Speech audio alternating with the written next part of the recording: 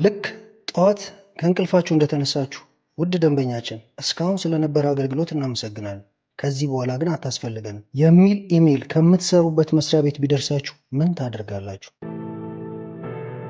ዛሬ በኦራክል የተከሰተው ይህ ነው። ኦራክል ዋነኛው የአሜሪካን የቴክኖሎጂ ኮርፖሬሽን እና መሪው የዳታቤዝ ማኔጅመንት ሲስተም ሲሆን የተመሰረተው በፈረንጆቹ አቆጣጠር በ1977 ነው። ዋናው መስሪያ ቤት አውስቲን ቴክሳስ ይገኛል። የኦራክል ቴክኖሎጂ ለትልልቅ ድርጅቶች ለምሳሌ ለባንኮች፣ ለአየር መንገድና ለመንግስታት ጭምር የተለያዩ ውስብስብ ግብይቶችና ብዙ ቁጥር ያለው መረጃን በተቀላጠፈ መንገድ ለመመዝገብ ለመቆጣጠርና አስፈላጊውን አናሊሲስ ወይም ትንተና ለመስራት ወሳኝ ነው። ኦራክል በላሪ ኤሊሰን ባለቤት የሚተዳደር ሲሆን በስሩም 149935 ሰራተኞችን አቅፎ የያዘ ሲሆን በ2025 የበጀት ዓመት 57.4 ቢሊዮን ብር ገቢ አስገኝቷል። ከዚህም ውስጥ 12.44 ቢሊዮን ብር የተጣራ ትርፍ አግኝቷል። እንደዚህ አይነት ገቢ ያገኘው ድርጅት ይህንን ቴክስት ላከላችሁ። ደግሞ የደረሳችሁ ችግር ውስጥ ከገባ ድርጅት ሳይሆን በጣም ትርፋማ ከሆነ ድርጅት ስለሆነ ነገሩን ግራ ያጋባዋል። ይህ ኢሜይል የደረሳቸው አብዛኞቹ ሰራተኞች ደግሞ ግራ እንዲጋቡ ያደረጋቸው ነገር እጅግ በጣም ትርፋማ ከሆነ ድርጅት በመሆኑ ምንም አይነት ማስጠንቀቂያ ሳይሰጣቸው ስብሰባ ሳይደረግ እንደዚህ አይነት እርምጃ መወሰዱ እጅግ በጣም ከባድ ሐዘን ውስጥ እንዲወድቁ አድርጓቸዋል።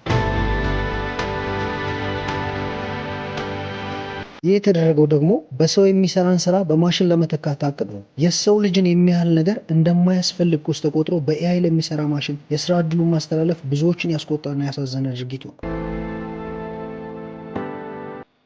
ይህ ድርጅት ኦራክል የኤአይን ማሽን ለማበልጸግና በስራው ላይ ብቁ እንዲሆን ለማድረግ ባለፉት ዓመታት በቢሊዮን የሚቆጠር ዶላር ወጥቶ ሲሰራ እንደነበረ ተገልጿል። ሌሎችም ድርጅቶች በዚህ አሁን ባለንበት ዓመት በ2026 በኤአይ ሰበብ ብዙ ሰራተኞችን ሲቀንሱ ቆይተዋል። ለምሳሌ አማዞን 16000 ሰራተኞችን የቀነሰ ሲሆን ሜታ ደግሞ ከ700 እስከ 1000 ሰራተኞችን ቀንሷል።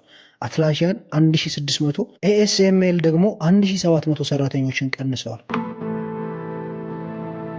ነገሩ ወዲህ ነው። እኛ አልሰማን ብለን ነው እንጂ የዛሬ 22 ዓመት በ2004 እንደ ፈረንጆቹ አቆጣጠር የተሰራው የዊል ስሚዝ አይ ሮቦት የሚል ፊልም ላይ ሁሉም ነገር አለ። በዚህ ፊልም ላይ ሮቦቶች የሰው ልጅ አጋዥ ተደርገው ተፈጥረው ከዛ በኋላ ግን አልታዘዝም ብለው የሚፈጥሩትን ቀውስ ያሳያል። ፊልሙ እንድታዩት እየጋበዝኳችሁ አንድ ጥያቄ ሲል ጠይቃችሁ አያድርገውና ይህ የስራ ቅነሳ በእናንተ ላይ ቢደርስ ምን ታደርጋላችሁ? በዚህ የኑሮ ውድነት በዚህ አስጨናቂ ዓለም ላይ አሁን በደረስንበት ደሞዝ ከወር በማያደርስበት ጊዜ ላይ ምን ታደርጋላችሁ ብዬ እኔም ልጠይቃችሁ።